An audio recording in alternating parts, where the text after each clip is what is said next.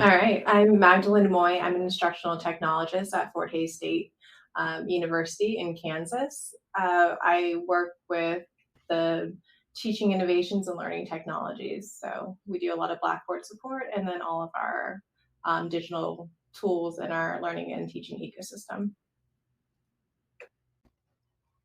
And I'm Scott. I'm the Director of Digital Learning at Missouri Southern in Joplin, Missouri. And it sounds like my duties are very similar to Magdalene's. I come by way of K-12, junior high special ed teaching. Got into technology gaming, which led to technology and ed tech, and moved from K-12 to higher ed, and here I am. We are so happy to have you. And just a quick note for everybody that is using InSpace for the first time. You'll see under the little questioners box, if you'd like to step forward and ask a question, you can actually do so live, and it'll actually connect your video and audio so that you can have a chance to interact with us. But if you're more of a chat kind of person, you can definitely feel free to leave questions in the chat at any point in time. Also wanted to point out the closed captioning for today. You should see a little CC button right next to those chat bubbles that are probably highlighted for you in blue if you are on the chat. So go ahead and click that CC button and you can enable closed captions for yourself for today's session.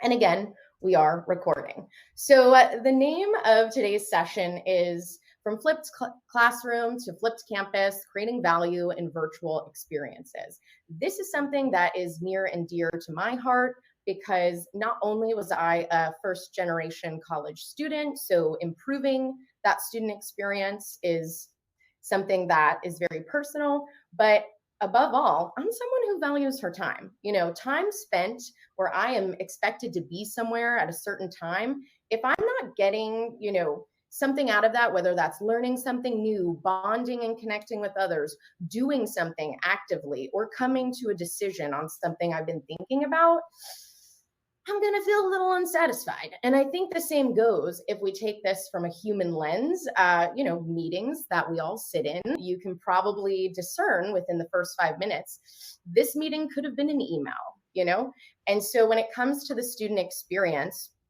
how can we truly create value that students come back to more and more rather than just sort of like dumping information or content? How do we bring some of those flipped classroom principles like social learning and co-creation to the forefront outside of the classroom? And today we're going to dive a little bit into some other applications on campus. We'll talk about office hours. We'll talk about orientation, student support services, things of that nature. But really, how can we bring this digital version of a campus to life in a way that's not just plugging and playing, copy and pasting what we do in person and try to jam that into an online setting, but really create value at every step of the way when we're doing things online. And because, humanizing the online space is so important, we'll go into things like sense of belonging, which I think is something that is a theme that's been running throughout this conference. At the end of the day, it all comes to feeling seen and being heard, which are basic human needs, whether that's as facilitators, getting that sense of, wow, that was a really productive meeting, or I got a lot of energy from my class because we were co-creating. I felt seen, I felt heard. And as students, that can go as far as persistence and retention. So today we'll just talk about not creating a safe space per se, but going beyond that to create a really brave space for interaction, where you model vulnerability, you take a perspective, you embrace fear, make mistakes, bring in some critical thinking, have intention, and really to power all of those things, just practice mindfulness. We're all humans at the end of the day. So with that, being human and wanting to share a little bit of my own personality, I noticed Missouri Southern, Fort Hays, y'all are in the cat family. We've got lions, we've got tigers. I'm feeling really left out here at InSpace. So how can I feel more included in this experience. And I said, let's bring a little bit of myself to the table. So I'm bringing my cat on board for this session. And that actually, if you do pinch and zoom in on the screen and humor me, that is a picture of my own cat. His name is Ziggy. If we get so lucky, he might walk across screen because he tends, oh, actually he's right there.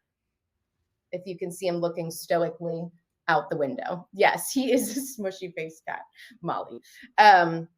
So with that, turning it over to Scott to talk a little bit about his approach to, we'll call it office hours, but it's really much more meaningful of an interaction than that. And really just walk through what that experience was like and some lessons learned, and just hear from a human experience. All right, will do. So to set the stage, I've taught, we have a university experience class, that freshman orientation class here at Southern. I've taught it online since probably 2009, 2010. I did a in-person version for the first time, probably fall of 2022, maybe, or 2023. I get my years mixed up. But then I went back immediately after that to another online section of the class, which was last spring. So that would have been spring 2023. And first week of the class was the typical icebreaker, introduce yourself discussion board in Blackboard.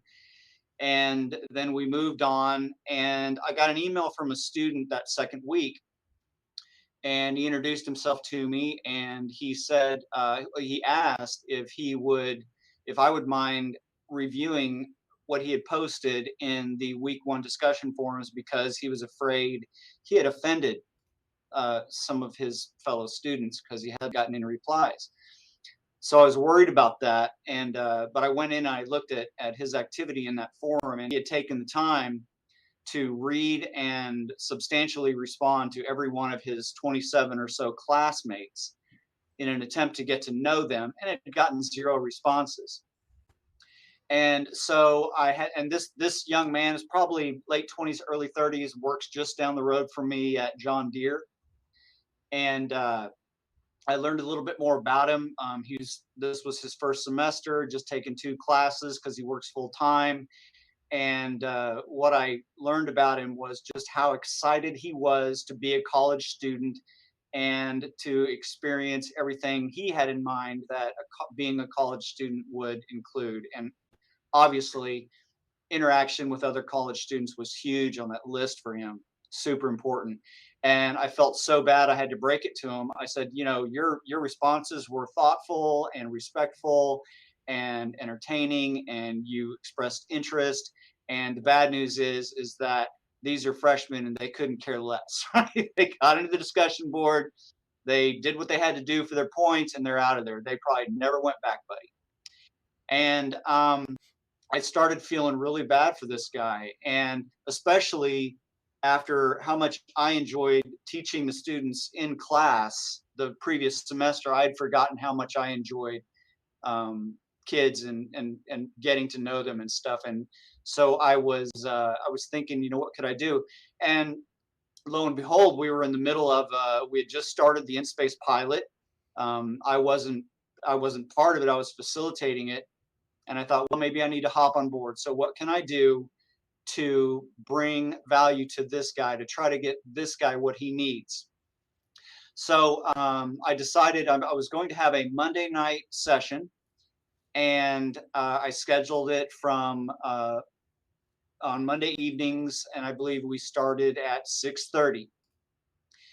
But I was worried about students attending, so I decided to incentivize it. And by my calendar calculations, we would probably have about 10 sessions before the semester was over. And so I posted an announcement saying we were going to begin having these sessions on Monday evenings. And if you attend all 10 sessions, I will exempt you from the final. And then I also had to think about, okay, now what if some of these students, because of personal schedules, cannot make that time period? So I also built in an option for students that weren't able to attend on Mondays. We're a Microsoft campus, and so I dropped a Teams calendar booking link into my course navigation and said, if you can't make the Mondays, that's fine. Every week, use that link, schedule a quick 15-minute meeting with me, a little drop-in session via Teams, and it'll go right into our calendar, and we'll go that way. So these meetings started. I had seven takers to the Monday night sessions, and I had 2 takers to the weekly one-on-ones through Teams. And the first Monday night, they were scheduled for 30 minutes, and this is a UE class, and it's not a whole lot of really compelling content or anything. So I didn't want to spend the time, teaching, the stuff that they can read and learn through the videos and the readings and the weekly modules in the class. So we just kind of introduced ourselves that first meeting, and we had a dual credit high school student from Kansas City. We had my friend David down the road at John Deere. We had another non-trad who had just quit her full-time job working with disabled adults. She had quit that job, become a full-time student. This was her first semester. Her dream was to get into the Rad Tech program. Then we had 3 of your basic traditional freshmen, excellent students that showed up because they were like, heck yeah, I want out of the final. Yeah, who wants to take the final if they don't have to? Absolutely. And the 2 that couldn't make the Mondays were actually a freshman from Honduras, whose mom was Honduran and her dad was a Joplinite. And the other one was an MSSU student that was at a semester abroad in Spain and couldn't make the time slot on Monday evenings. So the first session was a little awkward, but we introduced ourselves. And I also struggled with, how to make them meaningful and relaxed and fun. And basically what I settled on by accident was every week I would ask them, in no particular order, to share the coolest thing they learned the week before. And lo and behold, this really generated a lot of interesting conversation. The dual credit student was in a government class, and she was learning things in government that really surprised her, what they teach in college as opposed to K-12. My friend David was in his first English comp class. We had another student that was in a nutrition class. And the non-trad going into Rad Tech was in sociology. So there was a lot of different things that they were learning. And that's basically what we would talk about. And they were really, really fun conversations. And I would say after the first 2 half-hour sessions, we were running to the hour. And sometimes the conversation would actually be going over and we'd have to wrap it up. So this went on. They were enjoyable. I really enjoyed them. I look forward to them getting to know these 7 students. And week 15 or 14 rolled around. The next week was final prep week before finals week. So I informed them, basically, we're done here. You guys are exempt. Good luck on the rest of your finals. It's been a great experience for me. I've really enjoyed it. And they didn't want to hear anything about that. They were like, no, let's keep these going. They wanted the Monday night sessions. They looked forward to them. They wanted those final 2 Monday night sessions. And when I said the same thing to the girl that I met one-on-one from Honduras, who had since moved to Joplin in the middle of the semester, it made her really sad. And she goes, well, you're my only connection to this campus, and I would really appreciate it if we could continue to meet. So we did. We met all the way through finals week. And what I noticed, my takeaways from the whole experience. So starting with them, it was really interesting, the different value that each of them took from these these either class sessions or one-on-ones with me. The girl from Honduras, it was her only link, what she perceived as her only true link to the campus. And in fact, after she got up here and during the summer, she had to come in and take some exam in the testing center. And I got down there and met her when she was on campus and met her family. And it was really nice. David, he showed up at my office one day at the end of the semester. He just showed up in my office and he said, "It's my lunch hour. I wanted to come by and say hi. I wanted to come by and say thank you." He was an awkward individual. He lives with his father, takes care of his father, who is elderly and not in good health. His main fear going into college was the social interaction. And what he appreciated was what he called the practice in talking to people. And he said, because I knew every Monday night you were going to ask me the coolest thing I learned the week before. And I had to think ahead about what I was going to say. And he said, and I also, as other people were talking, I had to think about things I was going to say that were interesting or try to. So for him, it was all about social interaction. He was not good at it. He's not a natural.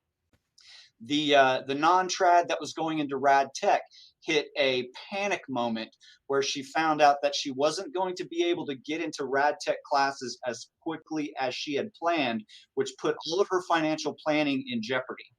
Could she afford to continue taking gen eds and credit hours she didn't need in order to get enough hours to get into the rad tech program? So because she knew me and she was a local student, she did stop by my office on a couple of occasions, but basically we got to have a conversation of, she was like, look, this is what I've read on the website.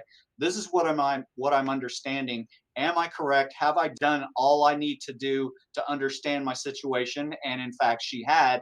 And so the next thing for me to do was to put her in contact with the rad tech department chair, who I knew personally, and got them in touch. And her big fear was that she was going to look like a fool, that she had missed something. So she used me as a sounding board, plus as the contact connector person with who she really needed to talk to, what she needed to say, how she needed to be prepared. And long story short, all's well, ends well. She was able to meet this person, work out a plan, and everything's fine with her. The other students were the freshman students that were there to get out of the final. And not only did they get out of the finals so that they could spend more time during finals week on their more important finals, they actually enjoyed it. They got to know people and have interesting conversations. And so yeah, it was interesting to me how every one of them took something else of value away. Now, from my part, I felt like a total idiot because I enjoyed it so much. I've been teaching this class for years online, never done anything synchronous, never even thought about it really. And I couldn't tell you why, but my takeaway was I will never teach an online class again without doing something similar, because it made it so much more enjoyable for me. And in my case, the way I had it set up, it wasn't my grade distribution didn't change much. Now I have another story in a History 130 where that's absolutely the case. And actually she did it based on my experience in the spring, but that's a different story. But what really mattered to me was that all of a sudden teaching this online class was a lot more interesting and fun. And because I had put so much effort, I had made a time commitment. Normally when it comes to final grades, I always am a little bit, I have a feeling of unease as I enter those 4 Fs and 3 Ds. And I think, so what's this program director going to think? Could I have done more? Did I do my best? I know I'm not going to get everybody, but I always have these questions and it makes me uneasy. The inner critic keeps running. What could I have done better to catch those stragglers? After this semester, after meeting with some of these students every week and every week inviting everybody to join, I tell you what, I had no problems dropping in those F's and D's this time. I really felt good about everything that had happened in that class. And that was a new feeling. I'd never felt anything like that. I felt, wow, I was there. If any student ever wanted to take advantage of me to be successful, the opportunities were there. So it was a really cool experience. And one other thing, InSpace was very pleasant to use. The product that's baked into our current LMS, when I think about it compared to InSpace, using it is kind of going downstairs into a basement or some dark, damp place. There's just a All feeling the student transfer lounges are housed on a traditional campus, like the most unappealing places to going congregate. downstairs somewhere with no windows. No That's natural what the light. thing kind of feels like, right? InSpace actually feels open and fresh and sunny. And one fun thing that I did every week was I just changed the background. And it was a small group. And so InSpace has a little discussion room that's a small square that everybody goes in, and their bubbles are nice and big so you can see them.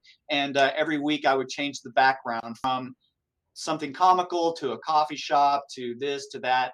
And it was just something that was commented on every time students joined the session. Ooh, today we're at the beach or whatever. So it's changed the way that I've taught, that I will teach online. It's changed the way the two instructional designers in my class have taught online, and it is something that we're really trying to get adopted across campus. And I will close with kind of the 3 rules of this approach. Something that makes it different is that they need to be scheduled regularly, whatever that looks like.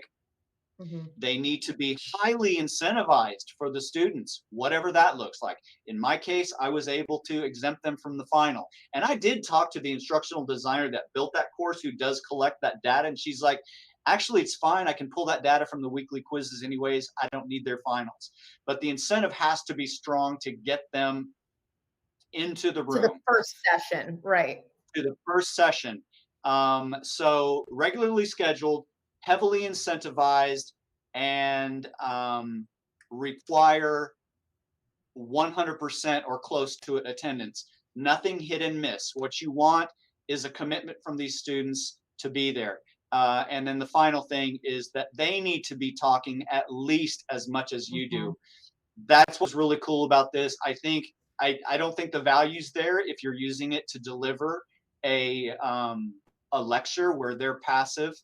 I think depending on whatever's being taught, if a session can be structured where their input is demanded, then that makes it that much better, because that's when they meet each other and get to know each other, and that's where those peer-and-peer relationships can start to form. No, thank you, because I feel like when people think about belonging or doing synchronous sessions in an asynchronous course or program or anything of that nature, I mean, obviously all these voices are going to pop into your head like, nobody's going to come. Who even wants this? Is this worth my time? But you're living, breathing proof of experimenting and finding out really quickly, like, wow, I'm never not going to do that again, because look at the impact it had not only on my students' lives, but on my own life. You know, I felt fulfilled and it was enjoyable. So I mean, yeah. For people that teach online, you know, there's something missing, and this can replace it. But I did get an email yesterday from a faculty that says, I make myself available 6 hours a week for office hours on InSpace, and nobody has attended. No surprise there, right? I also had a conversation. So a different approach is required. And I do believe in this approach that I've just described. And that's kind of the 3 guidelines DL is putting out to this campus. And another thing real quick, I have a standing weekly consultation with one of my faculty that is doing this in a grad course. Okay, 2 things. He had his elementary teachers in a breakout, and his wife is a retired kindergarten teacher. She's sitting there listening to this session while the elementary school are talking. He notices that there's a blue bubble in the high school session, and that's lit up the whole time. He's kind of afraid that a high school teacher is dominating the conversation. He's able to pop over there, find out, no, he's not. He's being asked good questions. He's getting good information. Comes back to the secondary or the elementary, and his wife is writing furious notes, the retired kindergarten teacher, writing furious notes saying, tell them this, tell them this. This is how you deal with that. This is how you deal with that. So what he did was the following week, the elementary school teachers got an entire session devoted to talking to this faculty's retired kindergarten wife. which is super cool. And then yesterday when we met, he was showing me some of the things that are being posted in our discussion board replacement. And he was like, look at this. And I was like, what? You like their comments? He's like, no, they're visiting. I was like, cool. He said, but I think they're visiting because they know each other from the InSpace sessions. And I think I So, can maybe Yeah, give some please. perspective on that. So Fort Hays is really interested in building community with our online students. We have a bunch of online students, and they a lot of times don't feel like the expectation of an online student doesn't necessarily match what a face-to-face on-campus student thinks their college experience is going to be like. So we've recently started doing online orientations using InSpace, which has allowed us to do a webinar with normal student services, financial aid advisors, each talking to the students and then going into breakout rooms so they can have one-on-one experiences with people on campus that they normally wouldn't get to speak to. And then hopefully encourage them to get used to the space and then see it, like you're saying, as an office hours or as a synchronous student space in their courses. And so I was really impressed because we did it for the first time in spring, and we had, we didn't know how many students would want to participate in a synchronous orientation. And we had hundreds of participants come. I manned the Blackboard room, which is a very boring very boring space to have to see whether or not students wanted to speak to me. And I had 20 students just come in and what is online courses going to look like for me, and are all my instructors going to use InSpace? And then I have to say, I don't know. They get, they do have autonomy. They get to choose whether or not they're going to use it. But they're like, oh, I really hope my professors use this space. And they were already connecting with one another and trying to figure out, oh, do you take this class? Oh, I'm going to take this class. Oh, maybe we'll have this class together. And that was really interesting to just provide that opportunity for community before they actually, are in courses together. Yeah, I mean, it's crazy that a new student is like, tell me about Blackboard before they even get to know all of the other amazing facets of their program, their faculty, advisors, right? But these are the students that want to be set up for success and want to know more and make these connections. And what really impresses me about Fort Hays, and I hope you can touch on a little bit more, Magdalene, is just this idea of putting sense of belonging and connection at the forefront of truly everything you do. I mean, you're a residential campus that has scaffolded these online programs and experiences, but to have that directive be from the top down and truly carried out in all of these different areas of campus, of course, teaching online, but now bridging into orientation that at first people are like, no one's going to come to this. Then you have hundreds come and start asking about Blackboard. I mean, come on, that's pretty amazing. So if you could just touch a little bit on that commitment and your Tiger to Tiger initiative, I think it would be really inspiring for a lot of the folks in the room to learn more. Yeah, so we use Inscribe, which has a link into InSpace so that students can kind of have this social media space that's basically no administrators kind of touch. It's student run. They ask questions to one another. They ask for study groups. They just ask regular questions about oh, where are you at in the world? And then they can also just click on a button and go into a live InSpace room. So they basically can have agency about whether or not they want to link up with one another, have study spaces just available to them because maybe their instructor doesn't have anything set up in their own courses for them to be able to do something like that. And we've recently done a study on Tiger to Tiger, and we know that our students who use it feel more connected, feel like they're part of the larger FHSU community, and we have a lot of international partnerships. So, these are people from Bangladesh or Thailand, Brazil, and they're able to just kind of meet with one another and have these persistent spaces available to them to always be in community with one another.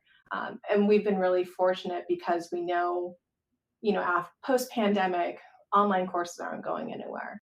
And we're definitely trying to grow in that space. So how can we support learning in that space? I think one of the hardest things with getting faculty to adapt InSpace is that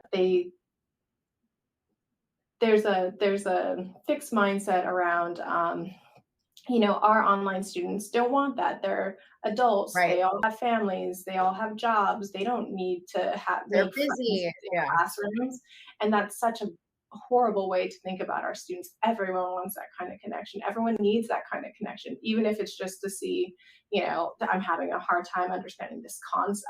Does anyone else have a difficulty with this concept? I don't need to be your friend to throw back ideas. You want to feel seen. Yeah, it doesn't have to be a best friend. It could be anyone. I mean, heck, they're talking to the chat bots about their problems, right? Just to feel heard. And something that was brought up in the keynote today that I think is pretty relevant to the points that Magdalene is driving home here. There's a subreddit. I'm not a Reddit person myself, but there's a subreddit for lonely college students where they're posting about their experiences with loneliness.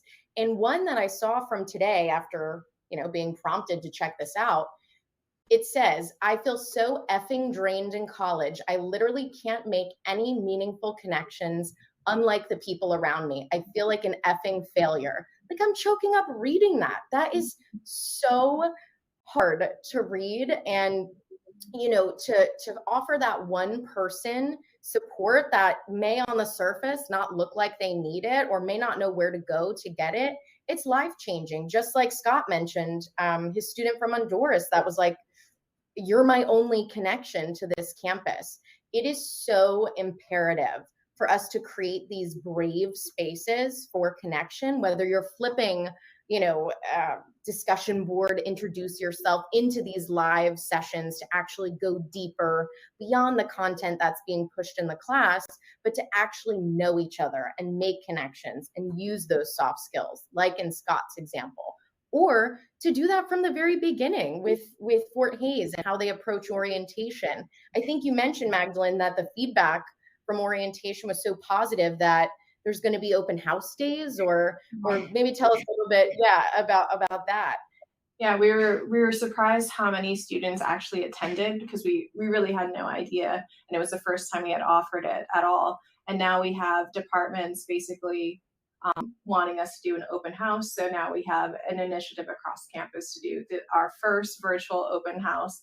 Has not happened yet, so I can't give you any data on if it's successful or not successful. We'll come back for that session.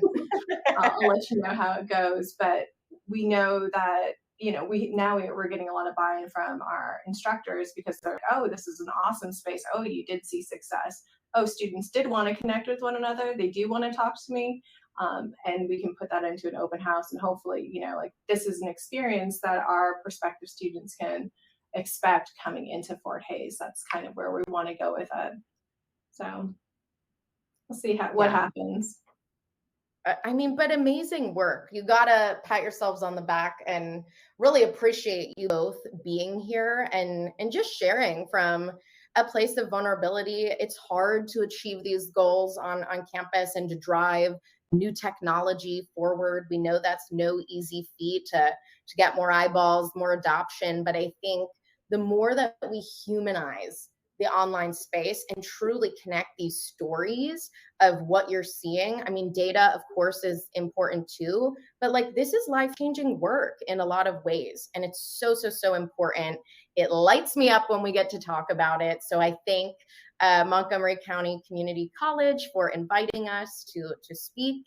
And for anyone that is in the chat right now, if you have questions about how these two campuses are flipping those experiences, please feel free to type in the chat or use the Ask a Question button if you want to chat with us live and join in on the conversation.